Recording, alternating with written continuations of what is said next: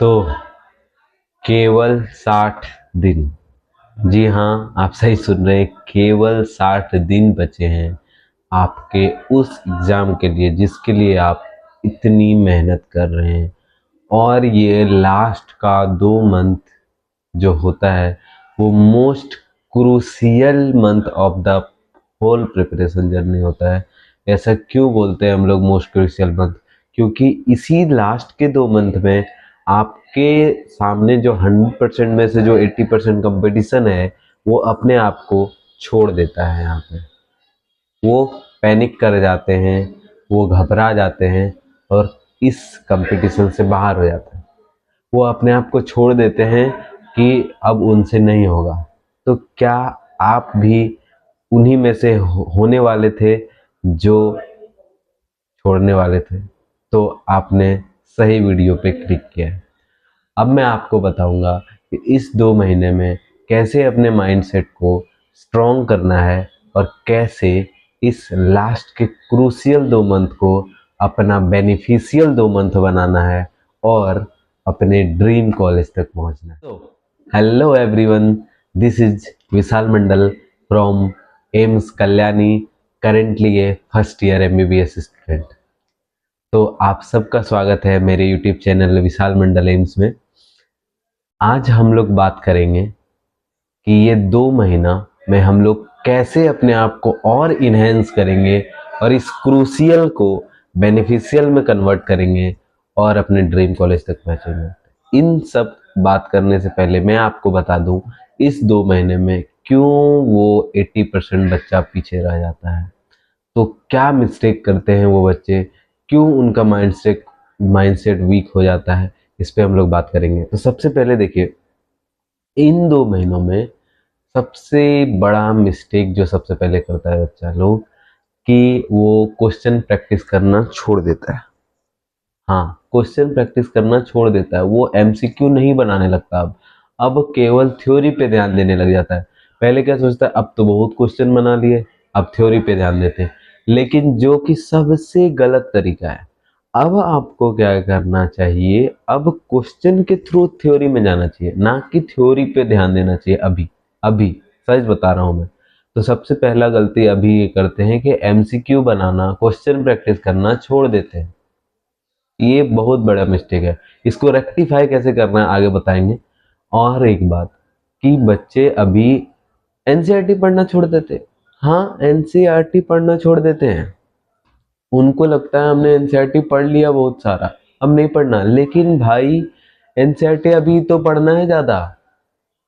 कितनी बार पढ़ना है भैया एनसीईआरटी? कितनी बार पढ़ना है? ये क्वेश्चन नहीं होना चाहिए। कितनी बार पढ़ना है? मेरे से आज कई लोग फोन करके पूछते हैं, भैया आपने कितनी बार एनसीईआरटी पढ़ी थी? भाई, मैंने कभी काउंट ही नहीं किया। एनसीईआरटी कितनी बार पढ़ना है ये काउंट नहीं करना है, पढ़ना है। ठीक है, एनसीईआरटी लाइन बाय लाइन पढ़ना जाता है। लास्ट के 2 महीने में ज्यादातर बच्चे एनसीईआरटी पढ़ना छोड़ देते हैं। ऐसा क्यों करते हैं पता नहीं। और एक सबसे बड़ा मिस्टेक, सबसे बड़ा मिस्टेक, टेस्ट देना छोड़ देते हैं। हाँ, टेस्ट देना छोड़ देते हैं। जब टेस्ट देना और फ्रीक्वेंसी बढ़ाना चाहिए उस समय बच्चे टेस्ट देना छोड़ देते हैं। क्यों पता है? क्योंकि उन्हें डर लगने लगता है, तो टेस्ट देना छोड़ देते हैं। इन सब गलतियों के वजह से 80% बच्चा रेस से बाहर हो जाता है। अगर आप भी इन 80% में अपने आप को ढूंढ रहे हैं और ये 20% जो इधर अलग बैठा है, जो सबसे अलग कर रहा है, उसमें नहीं पा रहे हैं, तो आप मेरी बातों को ध्यान से सुनिए कि आप गलती क्यों कर रहे हैं, कैसे कर रहे हैं, क्यों नहीं हो रही है, क्यों नहीं हो रही है पढ़ाई। ठीक है, तो देखिए, अब ये 2 महीने में जो लास्ट का 2 मंथ है, मैं जो बार बार बोल रहा हूँ मोस्ट क्रूशियल मंथ है, इसमें क्या करना है आपको? सबसे पहली बात, क्वेश्चन प्रैक्टिस नहीं छोड़ना है, एनसीईआरटी को नहीं छोड़ना है, पेपर देना नहीं छोड़ना है। अब यहाँ पे आएंगे 3 टाइप के बच्चे।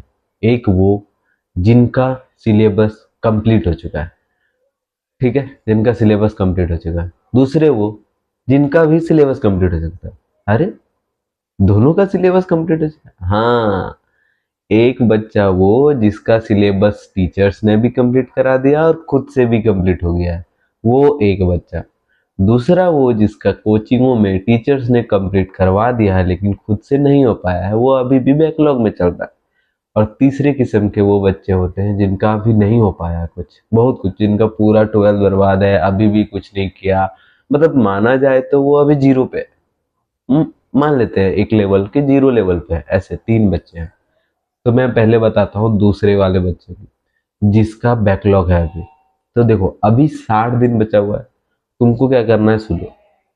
जितना भी बैकलॉग है तेरा, 1-2 चैप्टर फिजिक्स में, 1-2 बायो में, 1-2 केमिस्ट्री वगैरह में, ठीक है, 4-5-10 चैप्टर भी अगर तुम्हारे पास बैकलॉग में है, तो तुम अपने आप को इस 60 में से 15 दिन को निकालो, साइड करो, उसमें केवल बैकलॉग क्लियर करोगे। क्या करोगे? केवल बैकलॉग क्लियर करोगे। कैसे करना है? कैसे करना है? अब 15 दिन में केवल बैकलॉग ही क्लियर करना है, तो तुमको पढ़ाई करके क्लियर करना है, ठीक है। कैसे करना है? रूटीन बना दो, ये करना है, सुबह उठा दो, दोपहर का नाश्ता खिला, लंच करवा दो, शाम का नाश्ता बना दो, रूटीन बना दो, मुझे पूरा A to Z। नहीं होगा, छोड़ दो फिर, खुद से पढ़ाई करो, ठीक है। खुद से प्लान बनाओ। तुम मेरे से ज्यादा या किसी और से ज्यादा खुद को जानते हो, तुमको तेरे से ज्यादा कोई नहीं जानता। तो खुद से प्लान बनाओ कैसे पढ़ना है, और उस 15 दिन को अलग करो, उसमें बैकलॉग क्लियर करो। समझ में आया? और सबसे इंपॉर्टेंट, उस 15 दिन में तुझे 3 फुल सिलेबस टेस्ट देना है। और तुम पूछोगे कि यार भैया मेरा तो सिलेबस ही कंप्लीट नहीं हुआ, फुल सिलेबस टेस्ट क्यों दे रहे हो, दिलवा रहे हो? मैं बोल रहा हूँ ना, मेरे पे विश्वास करो और 3 तुम फुल सिलेबस टेस्ट दो, मार्क्स कितना भी आए डजेंट मैटर, ठीक है। 3 फुल सिलेबस टेस्ट दोगे तुम इस 15 दिन में, उसके बाद तेरा सिलेबस खत्म हो जाएगा। फिर क्या करना है मैं बताता हूँ बाद में, जब दोनों दो सिलेबस वालों को एक साथ लेके चलूंगा, ठीक है। अब तीसरे बच्चे पे आता है, वो बच्चा जिसका जो अभी लगभग जीरो लेवल पे है। हाँ, वो नहीं पढ़ा, वो हार चुका है, वो सोच रहा है क्या करे क्या नहीं करे पता नहीं, बहुत मेहनत से किया था शुरू में, तो शुरू अच्छा किया था, फिर बीच में पता नहीं कहाँ मैं रास्ता भटक गया, दूसरा जगह निकल गया। अभी रियलाइज हो रहा है कि कुछ नहीं हो पाएगा अब 2 महीने में। तो सुनो, सच में 2 महीने में नहीं हो पाएगा। मेरी हंसी तुम्हें घाव दे रही होगी, लेकिन सच्चाई यही है कि नहीं हो पाएगा 2 महीने में। लेकिन तुम क्या करोगे फिर? छोड़ दोगे? नहीं। अगर तुम अभी 200 मार्क्स में हो, तो इस 2 महीने में मेहनत करके खुद को 500 550 में लेके आओ भाई। मेहनत करो, और मेहनत करो, अपने आप को इनहेंस करो उन चैप्टर्स पे। या तो तुम बायो को इनहेंस कर लो पूरा, मतलब कंप्लीट, तुम सोच लो कि मेरा फिजिक्स केमिस्ट्री नहीं हो रहा तो मैं बायो को आगे लेके आऊंगा और कंप्लीट बायो को, मतलब क्या बोलते, चाट लूंगा पूरा। समझ में आया मैं क्या बोलना चाह रहा हूँ? इसका मतलब है कि तुम नेक्स्ट टाइम जब 2026 के लिए प्रेप करोगे, तब तुमको बायो पे ज्यादा ध्यान नहीं देना होगा। समझ में आया? यार मैं तो ऐसा बोलूंगा कि एक सब्जेक्ट को लेके मत चलो, लेकिन अपने आप को थॉरली ऐसा लेके चलो, कुछ चैप्टर जैसे जो इंपॉर्टेंस चैप्टर है। अब कौन कौन इंपॉर्टेंस, तो वैसे अब कुछ नहीं रहा, सारे इंपॉर्टेंस, लेकिन जो मोस्ट इंपॉर्टेंस टाइप होते हैं जिससे मेजर क्वेश्चंस आते हैं, उन चैप्टर्स को तुम अभी, मतलब चुटकी में कर लो, मतलब टंग टिप पे कर लो, उसको इतना मेहनत कर लो, 550 तक का नंबर सिक्योर कर लो। इसका मतलब नीट 2026 में जब तुम प्रिपरेशन फिर से शुरू करोगे, तब तुम्हारे पास 550 नंबर रखा हुआ रहेगा पहले से। तुम्हें और 150 नंबर के लिए मेहनत करना है ना। समझ में आ रहा है? तो उसके लिए अब तुमको और तराशना पड़ेगा खुद को। समझ में आया?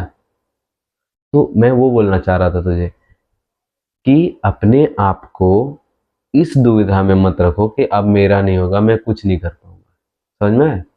अपने आप को उस दुविधा से, उस डायलेमा से बाहर निकालो और मेहनत करो, और खुद को 550 के आसपास, 580 के आसपास ले आके खड़ा कर दो, ताकि तुम 2026 में जब बाहर निकलो ना, तो भाई ऐसा छक्का मारो कि बॉल स्टेडियम से बाहर। ठीक है? तो ऐसा करो, हार मत मानो, यहाँ पे मत छोड़ो, निराश मत हो जाओ। ठीक है? तो हो गई बात सबकी, पहले बच्चे की तो बात ही नहीं की। अब बात करते हैं पहले बच्चे की और दूसरे बच्चे के साथ में। क्यों? 15 दिन बाद दूसरा बच्चा यही अप्लाई करेगा जो पहला बच्चा आज से अप्लाई करेगा, कल से अप्लाई करेगा। ठीक है, तो सुनो, दोनों जन ध्यान से सुनो। दूसरा बच्चा जिसका बैकलॉग कंप्लीट हो चुका है वो 3 मॉक फुल सिलेबस टेस्ट दे चुका है, वो फुल सिलेबस में है। 2 बच्चे अभी एक ही रास्ते पे हैं। ठीक है, अब करना क्या है, जिसका फुल सिलेबस हो चुका है कोचिंग के द्वारा भी, खुद के द्वारा भी, वो अब फुल सिलेबस टेस्ट लगाना शुरू कर देंगे पर डे 2 to 5। हर दिन एक फुल सिलेबस टेस्ट देना है, हर दिन। देखो मैं बताता हूँ अपनी कहानी, मैं हर दिन 2 फुल सिलेबस टेस्ट देता था, लगभग 60 दिन जब बचा हुआ था तब, 60 दिन के आसपास या फिर 50 दिन के आसपास में देता था। हाँ, फुल सिलेबस रोज दो देता था, रोज एक खुद से, एक हम लोग का कोचिंग में होता था, पर डे होता था कोचिंग में। अब मान लो तुम्हारा कोचिंग में नहीं हो रहा है, तब तुम क्या करोगे, पर डे से तो नहीं हो रहा, हर 3 दिन में हो रहा, हर वीक में हो रहा है। भाई इतने सारे कोचिंग हैं, सबका मॉक टेस्ट निकालो। कैसे निकालोगे, टेलीग्राम में जाओ, सर्च करो, मिल जाएगा। ठीक है, देखो सब मिल जाता है आजकल, खोजने वाला चाहिए, मिल जाएगा। सब खोजो, टेलीग्राम में जाओ, सर्च करो, मॉक पेपर मिलेगा, प्रिंट आउट निकालो, OMR शीट खरीदो और क्वेश्चन सॉल्व करना शुरू कर दो। ठीक है, मैं क्या बोला समझ में आया। हर दिन एक तो फुल सिलेबस टेस्ट मस्ट है। अगर तुम अभी से 2 टेस्ट नहीं दोगे कोई दिक्कत नहीं है, लास्ट के मंथ में 2 फुल से टेस्ट तो देना ही है। ठीक है, तो अब फुल सिलेबस टेस्ट देना जरूरी है, लेकिन क्या केवल टेस्ट देना है, ये क्वेश्चन माइंड में आना चाहिए। केवल टेस्ट देना और कुछ नहीं करना, रिवीजन करना है। कैसे रिवीजन करना है, रिवीजन करना है क्वेश्चन के थ्रू। टेस्ट दिया, टेस्ट में क्वेश्चन में गलती हुआ, उसके थ्रू तुम चैप्टर में जाओगे। या फिर केवल तुम अब टेस्ट दे रहे हो, एक टेस्ट दे रहे हो, 3 घंटा का टेस्ट दिए, बाकी का घंटे कहाँ गए, तो उसमें तुम मॉक टेस्ट क्या कर रहे हो, MCQ बना रहे हो। उसमें से मैंने जो पहले बताया ना, लोग अभी गलती करते हैं, MCQ नहीं बनाते हैं, तुम MCQ बना रहे हो, उस MCQ से फिर तुम जा रहे हो अपने पार्टिकुलर चैप्टर में, पार्टिकुलर टॉपिक में, और पढ़ाई कर रहे हो, रिवीजन कर रहे हो। NCERT नहीं छोड़ना है, बायो का NCERT रीडिंग करते रहना है। कितने बार पढ़ना है नहीं पता, काउंट करना है बिल्कुल नहीं करना है। कितने घंटे पढ़ने हैं नहीं पता, पढ़ने हैं। अब ऐसा भी नहीं कि तुम नींद चैन सब छोड़ दिया, नींद ही नहीं कर रहा, ऐसा नहीं करना। प्रॉपर 6-7 घंटा का सोना, उसके बाद तुमको पढ़ना है, समझ में आया, तो ऐसा बिल्कुल नहीं करना है। और सबसे इंपॉर्टेंट होता है टेस्ट देने के बाद टेस्ट का एनालिसिस करना। क्योंकि मैं अगर बताऊं कि मैं आज एम्स में अगर पढ़ रहा हूं, तो वो टेस्ट और टेस्ट का एनालिसिस की वजह से, ये मैं 100% गारंटी के साथ बोल सकता हूँ। तो टेस्ट का एनालिसिस इतना इंपॉर्टेंट है ना बाबू, जितना इंपॉर्टेंट टेस्ट देना है बबुआ, तो टेस्ट का एनालिसिस बहुत जरूरी है। तो टेस्ट का एनालिसिस कैसे करना होता है, अगर मैं वो बताने लग जाऊं तो वीडियो बहुत लंबा चल जाएगा। ठीक है, तो मैं 2 महीने के बाद बता रहा था तुम लोगों को कि 2 महीने में कैसे करना है, क्या क्या मिस्टेक नहीं करना है, कैसे कैसे बच्चे हैं इस 2 महीने में। तुमको उस 80% में नहीं आना है, उस 20% में आना है। अपने आप को स्ट्रांग बनाओ, माइंडसेट स्ट्रांग रखो, कोई बात नहीं, तुम पढ़ाई करो, इधर उधर झांकने से अच्छा है पढ़ाई करो, स्ट्रेट विजन रखो, समझ में आया, पढ़ाई करो, इधर उधर मत देखो, बस केवल पढ़ाई, और पढ़ाई होना चाहिए अभी 2 महीने। मैं बार बार बता रहा हूँ, क्रूसियल। ऐसा बोलते हैं ना कि the hell of the whole preparation journey is the last 2 month of the journey. ठीक है, hell of the journey, hello.